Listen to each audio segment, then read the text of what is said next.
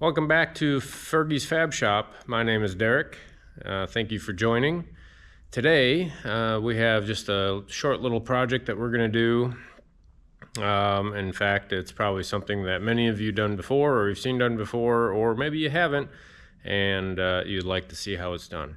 So I am going to be replacing the plug-ins on this wire here. So these are a pair of parts washers that I have acquired, and they were very dirty.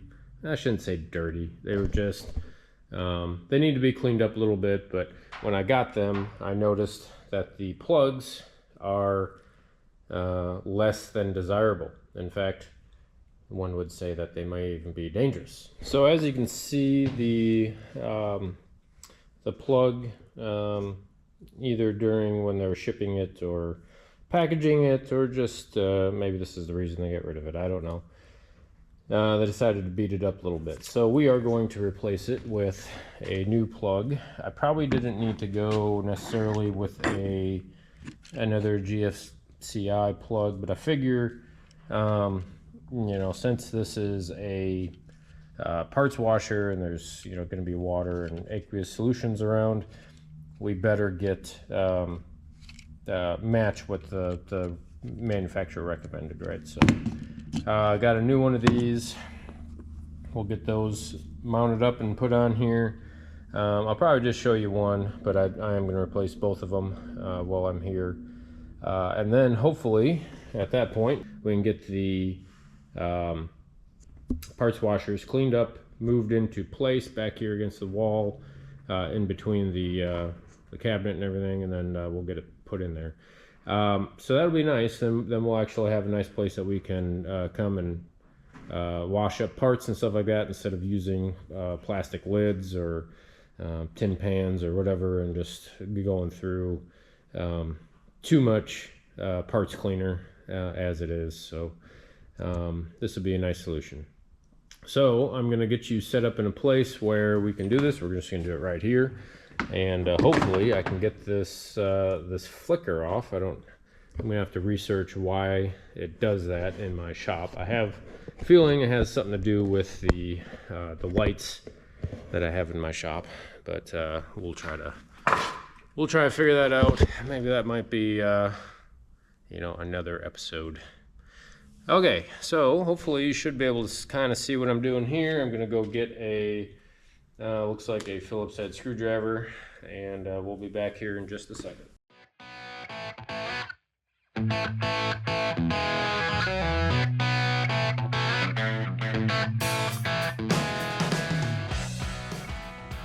Okay, so on this one, you have your neutral, you got your hot, and then you have a ground, which just is as in the normal 3-prong plug.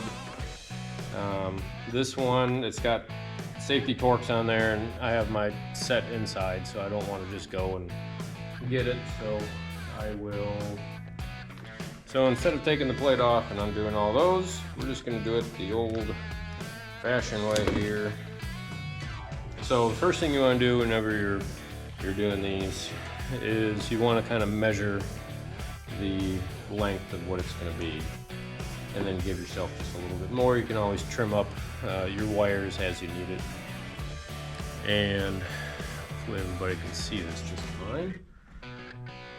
Okay, so I usually shove it all the way back there, and then I find kind of where the insulator will be, and then I just kind of mark with my finger roughly where that's going to be, and then we can take our sheath back to that point. At that point, you can use your approved wire working tools, or your trusty Leatherman like I do. Try not to cut yourself. I just sharpened this knife the other night, and the last time I did that, I believe I also was taking the sheath off of a wire, and my thumb is now just healing from that. So make sure whenever you're using a knife that you're always very careful with it. So, easy way to do that, just go cut down the center. Try not to cut your wire underneath. If you can, and you just want to get that outer sheath off it. Now like I said, they make proper tools to be able to do that. Electricians that do this type of work all the time, they have fancy wire strippers that have a setting in there just for the sheaths itself, and so it just cuts off just enough for the sheath and then extracts it. But those, as they say, cost money. So now that you have that in there, you can kind of lay out your wire again, kind of figure out where it's going to be, and I think we're going to be pretty close. So let's see if this one has it. I don't think so. The other plug that broke off, I don't have to see it on there, it's kind of difficult, but it actually has a wire stripping guide on it. There are some receptacles that do that, which is very nice. I know, I want to say it was my 240 3-prong outlets that I have here on the wall.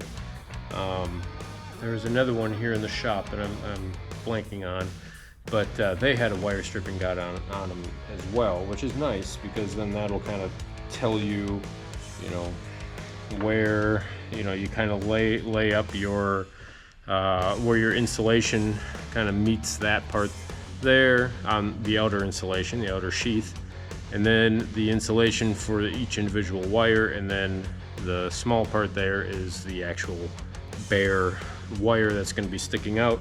That's the part that's probably the most important to us, is to figure out where that needs to be, because I always kind of screw that up. But once you get one, you can get the other. Now I get my wire stripper out, you find your correct gauge that's on there, which this is likely 12 gauge, so I go once, kind of rotate it 90 degrees, and then from there I should be able to just, well, if I wasn't on camera, it would have came right off. There it goes, see? And then that's about how much you want stripped off, right? So now I'm just going to go over and try to match the rest of them about the same. Sometimes I use the piece of the sheath that I ripped off kind of as a guide. Sometimes it's kind of stays caught in your pliers, so you can kind of just keep it in there and then kind of get your new one on there and then kind of get it out of the way. I found that works. I know when I wired up this whole shop, I probably stripped 100 ends off of the wire, maybe even 200, right? So after a while, you just kind of get into a rhythm, and you kind of figure out how to do it. But again, you want to try to crimp them all about the same.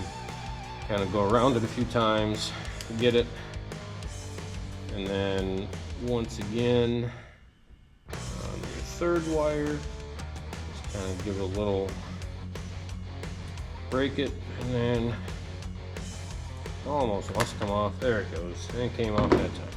Now it's important that you go and you look at all your wires and you make sure that there's no insulation kind of sticking up. Sometimes that'll happen to me where I think I've stripped it all away and there's just a little piece of of the nylon insulation or whatever this is made out of just kind of sticking up in there. What that'll do is that'll make it so that you're not making a full contact onto the mating surface.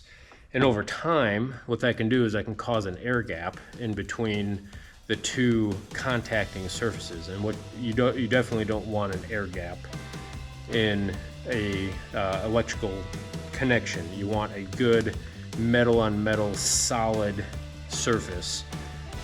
If you do it that way, then there won't be any chance of hopefully like an arcing or anything like that, or a spark or whatever you want to call it.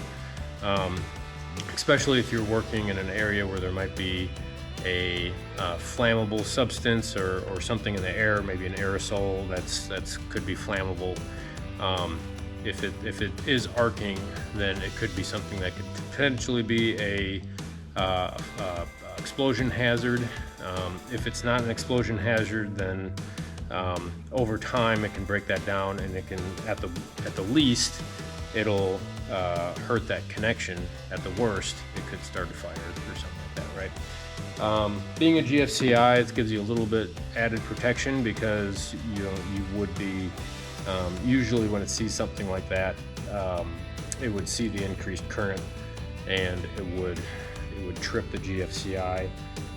GFCIs are not necessarily just on current; it's on the rise of current. So any of you that are into mathematics knows that is the integral, right, the derivative of the curve, and that's what it's looking for. It's not looking for necessarily the that it's a higher current. It's looking for that there's a rapid change in the current, and that's how a GFCI works. So now that we have that like that, we'll make sure that those are opened up. I'm going to put the grounding plate back in here, if I can wiggle my way. There we go, in there.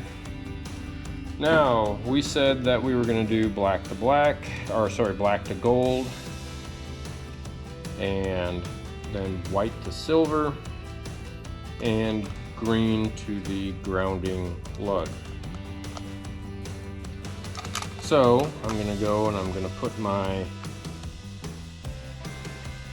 black one in there, and you want to get it fairly tight. You don't want to get it to the point where you're going to strip out your screw, because if you do that, then if you have to service it later on, you won't be able to get it out, so on and so forth. The thing I like about electrical screws is usually there's at least two different ways to get it. You can get it with a standard Phillips head screwdriver, such as I'm using. You can also use a flathead. I don't know if you can get in there and you can see that. There is a slot that kind of goes all the way through, so a flathead will work on there. And then it's kind of hard to tell on these, or at least with my glasses on it is, but sometimes in the center of them, it will also have a number 2 four lug square bit driver that can go in there as well. Some of the higher end, or I shouldn't say higher end, but some of the other higher end electronics will usually have square drives now, which is kind of nice. A lot of times when you're dealing with breaker boxes and things like that, they'll have that number 2 square drive lug that goes in there, which is kind of nice. You can get a little bit tighter on those, especially when you're dealing with circuit breakers and things like that. You want a good amount of torque put on those so that they don't back out, and then, as we talked about before, you don't have a air gap that's in there that can slowly erode that and possibly cause a fire or cause a spark, which could lead to even worse things, right? So, anybody notice what I did wrong here? Okay, one thing you got to remember is you usually have these little insulation boots that'll go in there that go around the wire itself, and then they'll go in here to make sure that there's kind of a tight connection within the seal. I forgot to slide that over my wire before I decided to put it in here. So let me go ahead and undo that real quick. Okay, and now we need to kind of figure out how that goes on there. It looks like it kind of tapers, and it looks like the big end kind of fits just real nice in there. So I'm going to orient that onto my wire here, and just kind of slip it over and try not to fray all my wires too bad. And that doesn't want to go too well. There it goes, it's gone there now. Now we can put the wires into the receptacle. Okay, so let's get this done. once again, kind of bend these over so it's just that one sticking out. Make sure all your wires are going to get in there. You don't want a frayed wire to get in there or to get out, just because then it could accidentally make contact with other wires, and you know that's bad. You don't want to do that. So now that that's in there like that, kind of flip it back around. I'm going to do my ground next. That's the green wire. Slip it in there and tighten her down. Okay, and some of these receptacles, you know, you'll find that maybe they come with a kind of a push-in lug where they actually have, it's kind of a claw that's in there, and it's kind of angled in a way so that when you push the wire in, it lets the wire glide in there, but then it doesn't let it come back out. It's kind of like a Chinese finger trap for some of your old people that kind of remember those gimmicky things that they were selling us as kids. But they do have some of those in some of these receptacles. I would think that a plug like this, they wouldn't put something like that on, but you never know. They have all different types of products out there. But just know that if that's there, then you wouldn't have to screw it in. You just you got to make sure your wires, your ends are kind of twisted nice. Slide it in there, give it a tug, make sure it's not going to come all the way back, and then you're good. And then usually it'll have like a little reset point in there or something, so that you could put a smaller screwdriver or something down in there and kind of release that tension, and then you can pull the wire out if you ever need to change the plug, or you just cut it off. That's usually what I would do. I did buy some wall receptacles when we were remodeling our house, and I bought, like, you know, since we were doing several rooms, I think we were doing like 10 rooms that we had to put all these new receptacles in. I decided, you know what, I'm going to save money. I'm going to buy a contractor pack, and so I'm going to buy like 100 of these at once. And I didn't realize that they were all the push-in kind. I personally prefer the kind that you screw on with a screwdriver, but for whatever reason they had those. I had to live with it, and it happened. So in this one, they actually have a little bar there that you put over your wires here at the bottom, and that'll kind of help keep those down. Maybe. I think it helps keep that in there too, so you need to find the appropriate screws that are used for that, which looks like these two here. They're kind of a different color, and they're just a little bit longer than the other ones.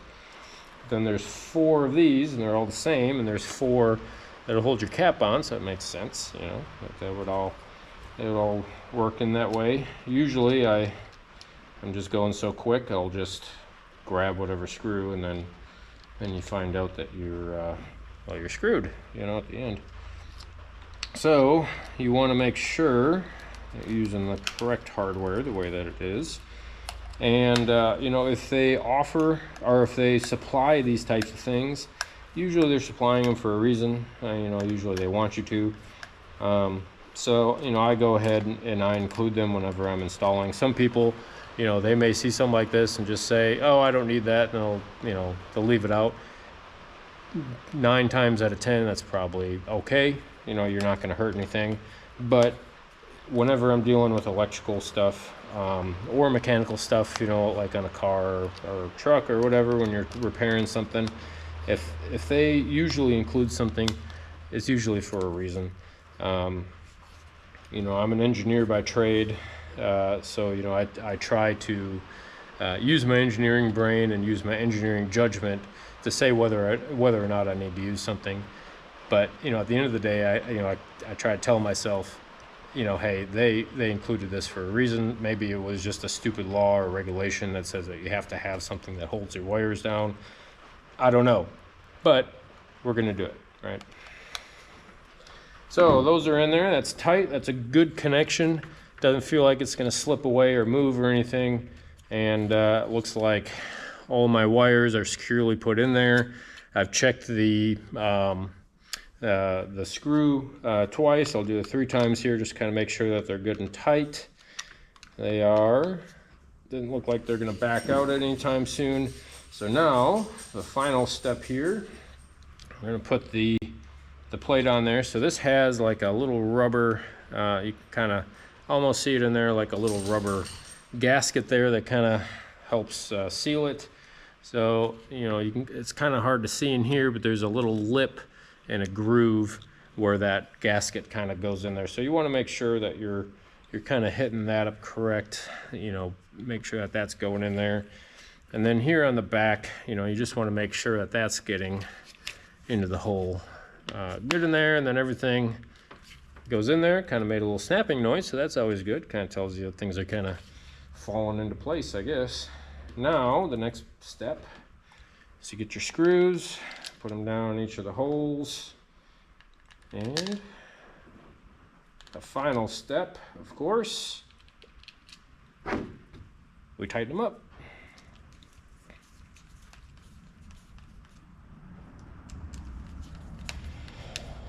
Okay, and I'm not going to overly tighten these because you don't need to crack the plastic or anything like that. They just need to keep that plate on there